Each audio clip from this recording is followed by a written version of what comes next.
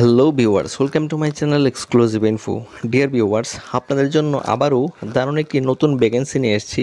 অর্থাৎ আজকের ভিডিওতে আমি আলোচনা করব এখানে যে সাফাই কর্মচারী, গার্ডেনার বা বারবার ইত্যাদি বিভিন্ন পদে নিয়োগ করা হয়েছে, এটা সম্পর্কে আমি ডিটেলসে আলোচনা করব।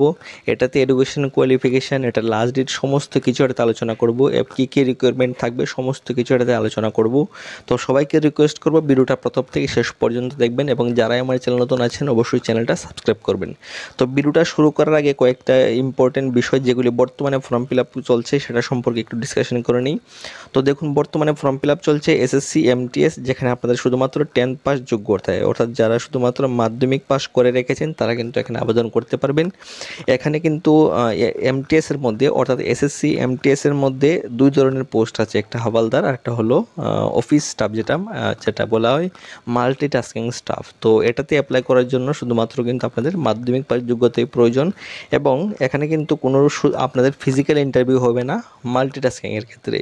যারা শুধুমাত্র হাওয়ালদার পোস্টে অ্যাপ্লাই করবেন বা মাল্টিটাস্কিং এবং হাওয়ালদার দুটোটা পোস্টে অ্যাপ্লাই করবেন, তাদের ক্ষেত্রে শুধুমাত্র ফিজিক্যাল ইন্টারভিউ হবে, বাকি শুধু এমটিএসের ক্ষেত্রে কোনো ফিজিক্যাল ইন্টারভিউ আপনাদের হবে না। তো আশা করছি এটা বুঝতে পেরেছেন। তারপরে রয়েছে কি, যেটা পোস্ট অফিসের মধ্যে। তো পোস্ট অফিসের মধ্যে অনেকে কমেন্ট করছেন এটার মধ্যে পার্সেন্টেজ লাগবে কি না। তো আমি বলে দিচ্ছি, আপনাদের কিন্তু কোনো এটাতে যে পোস্ট অফিসের মধ্যে যে বর্তমানে ফর্ম ফিল আপটা চলছে এটাতে কোনো পার্সেন্টেজের কোনো রিকোয়ারমেন্ট নেই। এটাতে যদি আপনাদের যত বেশি থাকে পার্সেন্টেজ ততই আপনাদের জন্য ভালো। এটা সম্পর্কে আমি ডিটেলসে ভিডিও বানিয়েছি। যেহেতু এখনকার বর্তমান 2024-এ যে পোস্ট অফিসের ভ্যাকেন্সিটা এসেছে, এটাতে মানে প্রচুর সংখ্যক ভ্যাকেন্সি আছে, এখানে প্রায় 44,000-এর মতো ভ্যাকেন্সি আছে। তো যেহেতু এতগুলি ভ্যাকেন্সি এখানে রয়েছে, তো অবশ্যই আপনারা জানেন যে এতগুলি ভ্যাকেন্সির মধ্যে প্রত্যেককেই অবশ্যই ট্রাই করা উচিত, কারণ এখানে যেহেতু গতবারের তুলনায় এবার ভ্যাকেন্সিটা অনেক বেশি। তো যারা যদি ফর্ম ফিল আপ করবেন, আশা করছি আপনারা যদি ভিতরের সাইটগুলি এবং সমস্ত আপনারা যেই পোস্ট অফিসগুলিতে এলিজিবল প্রত্যেকটাতে যদি আবেদন করেন, তাহলে কিন্তু আপনাদের সিলেকশন হওয়ার সম্ভাবনা অনেকটাই রয়েছে। তো সবাইকে আমি রিকোয়েস্ট করবো আপনারা প্রত্যেকে আবেদন করবেন, এবং জানেন যে এটাতে পোস্ট অফিসের মধ্যে বা এসএসসি এমটিএসের মধ্যে ফর্ম ফিল আপ করার জন্য শুধুমাত্র 40 টাকা নিয়ে থাকি। শুধু এটাতে না, প্রত্যেক ধরনের ফর্ম ফিল আপের ক্ষেত্রে শুধুমাত্র 40 টাকা আমি নিয়ে থাকি, এবং এটাতে কোনো ফিসও নেই। এসসি এসটি এবং ফিমেলস ক্যাটাগরির ক্ষেত্রে শুধুমাত্র যারা জেনারেল ইউআর ক্যাটাগরি রয়েছে তাদের ক্ষেত্রে শুধুমাত্র 100 টাকা এখানে কিন্তু যেটা ফিস, অ্যাপ্লিকেশন ফিস, সেটা কিন্তু দরকার লাগে, আর বাকি ফর্ম ফিল আপের 40 টাকা। সো যারা যারা ফর্ম ফিল আপ করবেন অবশ্যই সবাইকে রিকোয়েস্ট করব, এখানে যে নাম্বারটা দেওয়া আছে এখানে অবশ্যই যোগাযোগ করবেন, এবং কোনটাতে ফর্ম ফিল আপ করবেন সেটা লিখে আমাকে হোয়াটসঅ্যাপে এসএমএস করলে কিন্তু হবে। তো আরেকটা জিনিস আপনাদের কাছে ক্লিয়ার করে দিচ্ছি আমি, যে অনেকেই আবার কমেন্ট করবেন যে দাদা এটাতে ভ্যাকেন্সি কত, পোস্ট অফিসে ভ্যাকেন্সি কত, এসএসসি এমটিএসি ভ্যাকেন্সি কত। তো এটা সম্পর্কে ডিটেলসে ভিডিও আছে, সেগুলি আপনার চ্যানেলকে দেখতে পারেন। তো আশা করছি আপনারা এখানে বুঝতে পারবেন। তারপরেও আপনাদেরকে আমি আরেকটা কথা বলতে চাই, যারা যারা সবসময় বলে থাকেন যে এটাতে ভ্যাকেন্সি কত, এটা পোস্ট কয়টা, ত্রিপুরাতে পোস্ট কয়টা।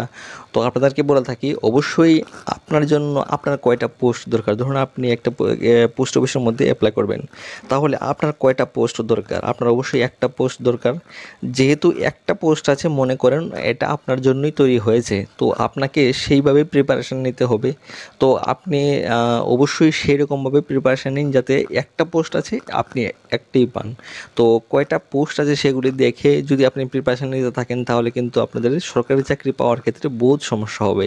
তো পোস্ট কম থাকুক বা বেশি থাকুক, আপনারা ভালো করে প্রিপারেশান নিয়ে অবশ্যই পরীক্ষা দিবেন, তাহলে অবশ্যই আপনারা কিন্তু সফলতা অর্জন করতে পারবেন।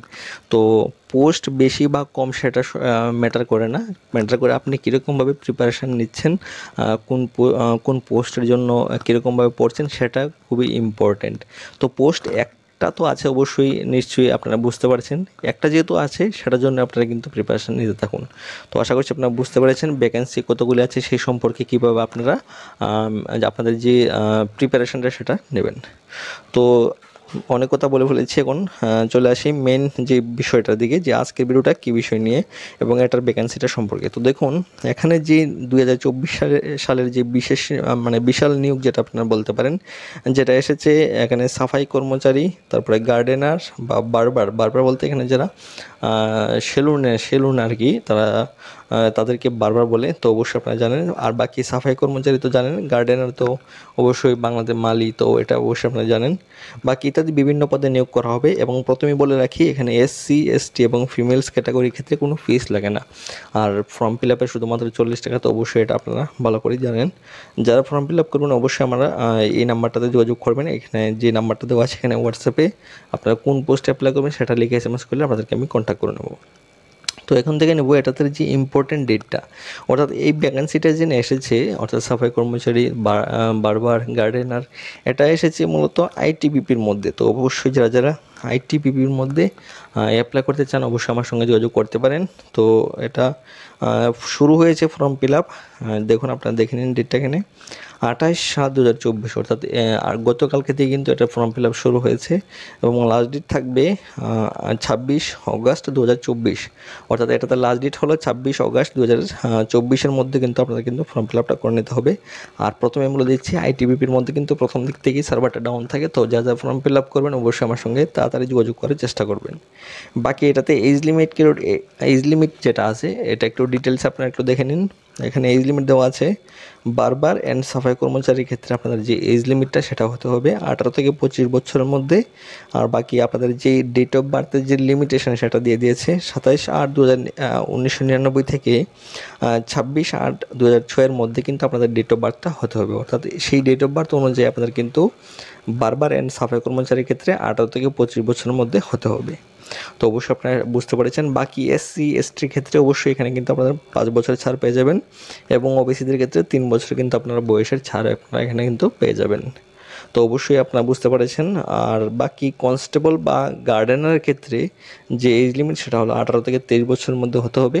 আর বাকি এখানে বয়সের যে লিমিটেশন সেটা দিয়ে দিয়েছে 27/8/2001 থেকে 26/8/2006 মধ্যে কিন্তু আপনাদের যে ডেট অফ বার্থ সেটা হতে হবে। এবং এটাতেও কিন্তু আপনারা সেম এসসি এসটির ক্ষেত্রে 5 বছরের ছাড় পাবেন। বাকি যে ওবিসিদের ক্ষেত্রে 3 বছর কিন্তু আপনারা বয়সের ছাড় এখানে আপনারা পেয়ে যাবেন। এখন দেখে নেব এটার কোয়ালিফিকেশানটা। তো কোয়ালিফিকেশানটা আমি প্রথমে বলে দিয়েছিলাম, এটাতে বারবার বা সাফাই কর্মচারীর ক্ষেত্রে এডুকেশন কোয়ালিফিকেশান হবে অনলি 10 পাস। আর বাকি কনস্টেবল বা গার্ডেনারের ক্ষেত্রে এডুকেশন কোয়ালিফিকেশান হবে আপনাদের অবশ্যই 10 পাস হতে হবে, সঙ্গে কিন্তু আপনাদের 1 বছর ITI দরকার হবে যারা কনস্টেবল গার্ডেনারের ক্ষেত্রে অ্যাপ্লাই করবেন। আর বাকি বারবার বা সাফাই কর্মচারীর ক্ষেত্রে আপনাদের কোনো ITI বা কোনো ট্রেনিং কোনো কিছুর প্রয়োজন নেই, শুধুমাত্র আপনাদের কিন্তু 10 পাস হলেই এখানে আপনারা আবেদন করে নিতে পারবেন। আর বাকি এটার যে অ্যাপ্লিকেশন ফিস প্রথমে বলে দিয়েছি, যারা জেনারেল মেল ক্যান্ডিডেট রয়েছেন তাদের ক্ষেত্রে 100 টাকা ফিস লাগবে। আর বাকি এসসি এসটি ফিমেলস ক্যাটাগরির ক্ষেত্রে কোনো এখানে ফিস লাগবে না, শুধু ফর্ম ফিল আপের 40 টাকা। তো অবশ্যই আপনারা আশা করছি এটা বুঝতে পেরেছেন। আর বাকি এটাতে কিছু হাইটের রিকোয়ারমেন্ট আছে, হাইট এবং আপনাদের চেস্ট কতটুকু হতে হবে সেটা সম্পর্কে ডিটেলস আপনাদেরকে বলে দিচ্ছি। তো আশা করছি ত্রিপুরার ক্ষেত্রে যে হাইট আছে এটা প্রত্যেকটা যারা ক্যান্ডিডেট জবের জন্য প্রিপারেশান নিয়ে থাকেন প্রত্যেকেই এই হাইটটা আছে আশা করি। তো দেখুন, যারা সাফাই কর্মচারী বা বারবার অ্যাপ্লাই করবেন প্রত্যেকের ক্ষেত্রে ত্রিপুরা থেকে আর কি, যারা এসসি বা অর্থাৎ এসসি না, যারা এসটি ক্যান্ডিডেট তাদের ক্ষেত্রে শুধুমাত্র 160 সেন্টিমিটার আপনাদের হাইটটা কিন্তু আপনাদের হতে হবে। তো অবশ্যই আপনার হাইটটা একটু লক্ষ্য করবেন। আর আশা করছি 160 হাইটের প্রত্যেকটা ক্যান্ডিডেটই কিন্তু হয়ে থাকে মোটামুটি। আর বাকি ফিমেলস